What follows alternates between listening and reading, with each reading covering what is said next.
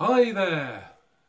I'm Headley, otherwise known as another fat bearded man talking about records. Thank you for clicking and choosing to watch me. This is a video I've been meaning to do for a while. I've been ill actually. I've had a terrible cough. In fact, I've still got it. I've had it for about a month and I can't seem to shift it, which is not good. It's taken trips to the hospital, tests, all kinds of things, but I've still got it. I think I might be nearly over it, but anyway, it stopped me from doing videos because I don't think I could have got through without having a coughing fit. Anyway, before I move on, I just want to thank any new subscribers that I've picked up recently. I'm now shooting up maybe nearly the heady number of 530, something like that. So cheers, thanks for subscribing. It's much appreciated that someone wants to actually listen to what I've got to say about some often obscure records. So thank you very much. Okay, so I've got a bit of a mixed bag with the records I want to show today. I have got some new stuff that I've bought online. I've got some VCLT. And I have also got some stuff that I picked up in a record shop or store. So let's get on. So first of all, the new stuff. There's been some interesting stuff coming out, so I thought I had to get them. This was pre-ordered, and this is Mercury Rev with Bobby Gentry's The Delta Sweetie Revisited. So this is basically a kind of whole album, covers album. Of the Bobby Gentry song album Delta Sweetie. Mercury Rev, for those of you who are not familiar, are a kind of a ethereal Americana indie group. They have connections to the Flaming Lips, and they're probably most famous for their album Deserters Songs. Was that 98? I can't remember. Anyway, they have teamed up with a host of female vocalists who each do a song. So some of the people on here, glasses out, I can remember some, but so you've got Nora Jones singing a Clona River Bottom Band, Hope Sandoval, Margot Price, Vashti Bunyan, Marissa Nadler, Beth Orton, and actually what they shove on at the end is they've got Ode to Billy Joe done with vocals by Lucinda Williams, which is great. Now that's the album that it's a cover of. Actually this is the UK release, which is confusing because it's called Way Down South, which has got a worse cover, and I don't understand why they did that. Anyway, so there's that. Yeah, it's kind of... The thing about Bobby Gentry's music is that often it was kind of funky, had a nice kind of swampy feel to it. Now, they've kind of taken the edge off that, so it's more laid-back, dreamlike versions. But it's a very nice album, and I think people who like Mercury Rev will like it. I think people who like Bobby Gentry might not like it quite so much. So that's a Mercury Rev with Bobby Gentry's The Delta Sweetie Revisited. Okay, now I was sat at work on a break a number of weeks ago, and I just managed to... I can't remember where I saw it now, but I suddenly saw that the Cardigans, a Swedish kind of pop indie group, were re-releasing their entire catalogue on vinyl. And I think within about 5 minutes I'd ordered their first album, their first two albums. So this is their first album from '94. This is Emmerdale, named after the the UK soap opera for some obscure and strange reason. Now, is there anything interesting? Not really interesting inside. Gatefold. This is, so yeah, 94. This was first released. And they produce a kind of a very twee, well, certainly their first two albums, a twee pop, as you'd call it, like you get a lot from the Scandinavian countries. Great tunes, and this has sort of 60s throwback elements, but in that kind of slightly easy listening, slightly, I don't know what you call it, sort of bubblegum pop kind of stuff. Bit French as well. It's hard to explain. If you know Love Fool, which was their big hit that was on the Romeo and Juliet soundtrack, and also came from their third album, The First Band on the Moon, you might get a kind of an idea of the sort of things they do. Basically, Nina Pearson is the lead singer, and backs and has a wonderful, lovely kind of almost childlike kind of delivery, but it's great. So that's their first album, Emmerdale. And then from 95, there's Life. This was their breakout album. The previous album I only really knew, I've never owned it, but I had a number of tracks on CD singles that came from the singles from Life. So there you've got Nina Pearson, the lovely Nina Pearson. It's got a nice gatefold with a picture of the band, and Nina Pearson looking rather lovely.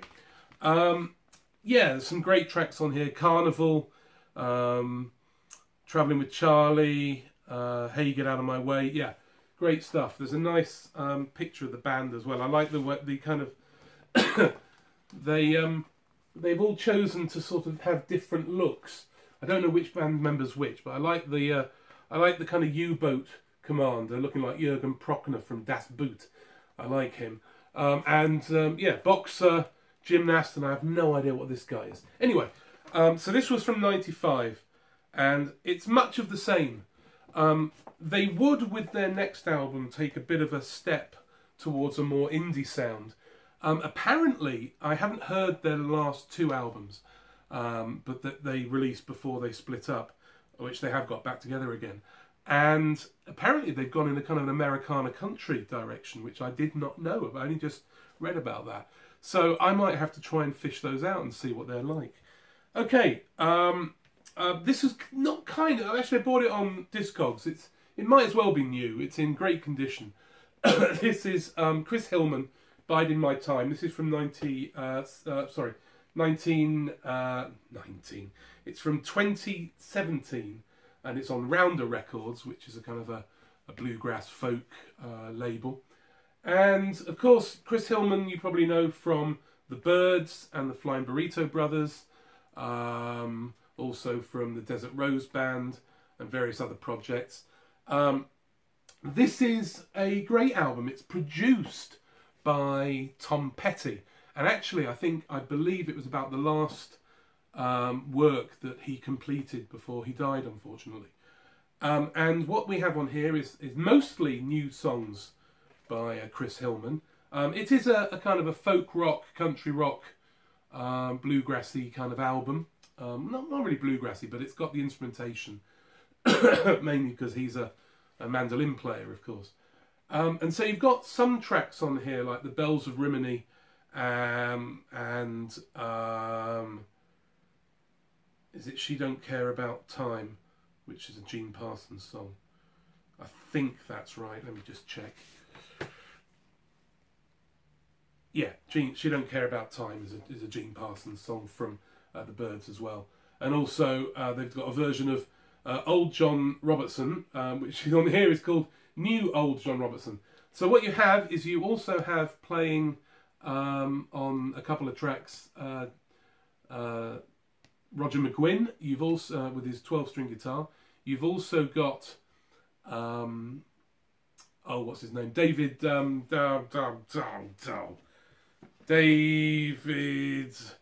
Oh God, what's his name? David Crosby. God, how can I forget David Crosby? Probably because I'm not a great fan of him. Anyway, he adds vocals to this. You've also got John Jorgensen. Is it John Jorgensen? Yeah, who was in the Desert Rose Band with him. It's a great sounding album. If you like The Byrds, you'll like it. And if you like Tom Petty, you'll probably like it as well. So that's Biding My Time by Chris Hillman. Okay, now I was very lucky enough to get some records in the post. It's a while back now, from James Griffiths. I don't think he's going by the Vinyl Professor name anymore, but Lancaster's finest record collector. He felt that there were some holes in my collection. First of all, I know he's a huge Squeeze fan, and he sent me a copy of East Side Story. This is their 4th album, and it's great. I love it. I'm familiar with a number of songs on it. So is that Love, labelled with Love? Is it Temptated? Ah, Louise has just come back. I knew this would happen. Say hello, Louise. She's not going to say hello. Okay. So, anyway, James sent along Squeeze, which is great, and I do love it. It's great sort of just this rock pop from the sort of late 70s. This is early 80s, I think. It's co-produced by Elvis Costello, and Dave Edmunds does some production work on it as well. Now, I did a video for the vinyl tag, and one of the questions was holes in your collection.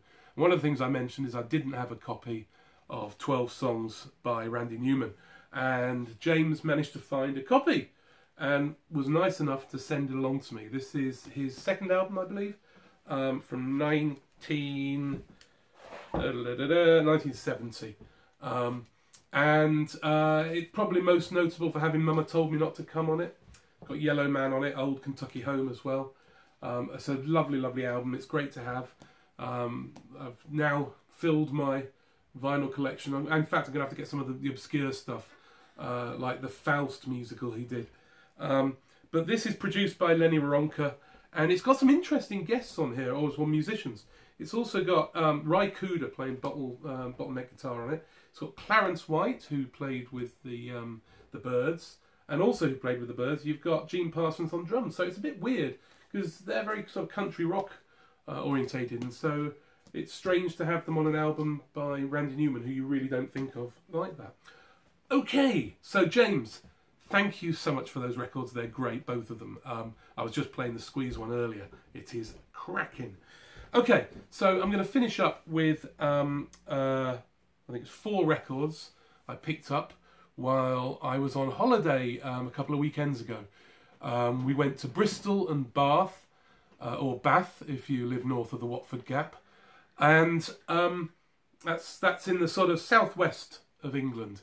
And while we were there, we went to the seaside to a place called Weston-super-Mare, which in the winter is a bit of a hellhole. Well, I say hellhole. It's a seaside resort during the winter. What do you expect from it? Anyway, while we were there, I just happened to come across a record shop. Honestly, I'd done no research, had no idea. In fact, that morning I didn't know I was going to go to Weston-super-Mare. So anyway, so I was really lucky to find it. Anyway, I picked up some stuff there. It was mostly, they didn't really have much I wanted, but hey, I managed to come away with 4 records, so clearly that's enough. So first of all is this record. Now this is called Progressive Bluegrass by Roger Sprung, and he's a banjo player. And this is on the Folkways label. I love the way they just sort of stick the cover on. Great looking products. And as it says, Progressive Bluegrass, basically anything that doesn't draw from the bluegrass canon of songs and sort of spiritual songs, and also that deviates from the instrumentation of the original bluegrass groups, is progressive, is classed as progressive. And this is progressive because he covers sort of songs that are not really known. You've got Stars and Stripes Forever on here. You've got Spinning Wheel, Mac the Knife, Green Sleeves, and various others. And yeah, he's arranged them into a sort of a bluegrass thing. He's supported by Doc Watson on guitar as well. So that's a nice album. It says on the back, actually, descriptive notes are inside pockets. So I looked in, and all I could do is find the record. And I was like, oh, bugger, it's not there. But then I realised that actually, although it's not a gatefold, there's 2 pockets in here. I don't know if you can see that. Yeah. So it did have it. So that was really nice to read. Okay, so yeah, that's Roger Sprung, Progressive Blues. Progressive Bluegrass. I think from 1963 or 2. There you are, coughing. I told you it happened. Talking about Doc Watson, I also picked up this. This is Doc Watson and the Boys. And this is an interesting album. He's a great guitar picker, blind guitar picker. And this is an interesting record because he's going in a kind of a country rock direction. Very much like Earl Scruggs did with the Earl Scruggs Review with his sons. So this is Doc Watson doing a very similar thing. And there's some great tracks on here. Some that aren't quite so rocking and funky. But yeah, anything by Doc Watson is worth picking up. And it's from 1973. I don't know what label's it on. Does that matter? I can't see. Oh, is it on Columbia? I can't see. I'm so sorry. Should we have a look at the label? Oh, it's on Liberty. There we go. So yeah, so nice. I'll tell you what, I'm going to do some needle drops of some of these more obscure records, so you can hear them, because I might not get picked up by the YouTube big man. Okay, just 2 more to go. This is Vin Bruce sings Jolie Blonde and other Cajun classics. Again, this is from the early 60s. It doesn't actually say when it's from. It's a bit difficult to find out. It's on the Swallow label. Let's say Swallow label. And it is, yeah, it's country Cajun, sort of mix of the 2. It's a lovely, lovely sounding album. It's got Jolie Blonde, which is probably the most famous Cajun tune. Yeah, and a very nice record to find in Western Supermare, of all places. So I'm very pleased to have that. And finally, John Hartford. John Hartford, probably best known for the song Gentle on My Mind, which, of course, Glenn Campbell had a huge hit with. This is an album from 1987. Yeah, 1987 on MCA. Prior to this, he had been recording for Flying Fish and other small labels. Now, this is a major label with Cowboy Jack Clement producing. And Jack Clement produced Johnny Cash and various other artists. And it's a little bit... So this is called... Yeah, sorry. This is called Annual Waltz. And it's John Hartford and the Hartford String Band. And to be honest, it's a little bit smooth, a little bit overproduced for me, but anything by John Hartford is worth picking up. Great fiddle player. So yeah, so I'm pleased to get hold of that. And I might be going back to Western Supermare, you never know. Good record shop. Anyway, thank you very much for watching. I'll leave it there. So bye-bye for now. Bye! Ah!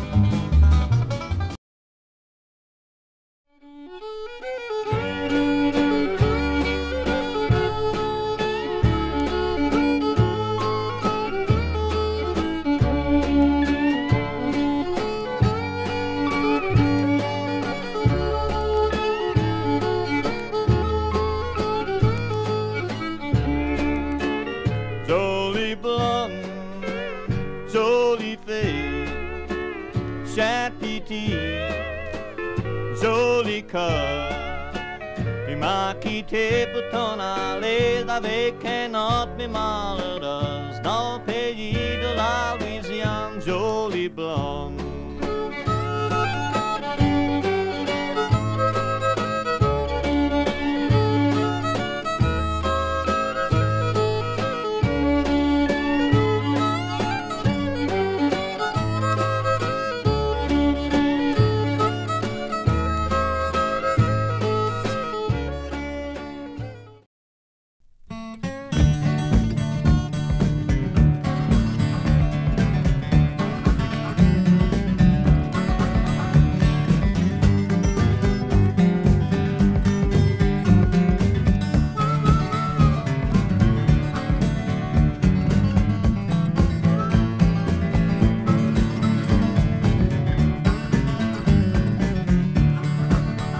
Well, I'd rather to be buried